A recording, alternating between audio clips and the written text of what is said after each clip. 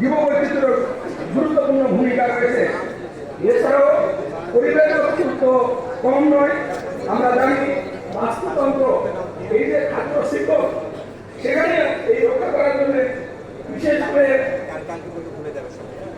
যুব বৈচিত্র্য গুরুত্বপূর্ণ ভূমিকা রাখছে।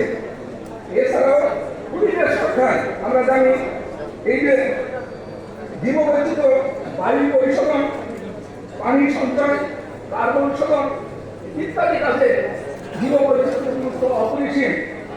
প্রাকৃতিক দুর্যোগ মোকাবেলা আপনারা জানেন, এই যে কয়েকদিন আগে ভূমিকম্প, এই ধরনের প্রাকৃতিক সুনামি আমাদের এই জীববৈচিত্র্য গুরুত্বপূর্ণ ভূমিকা রাখছে।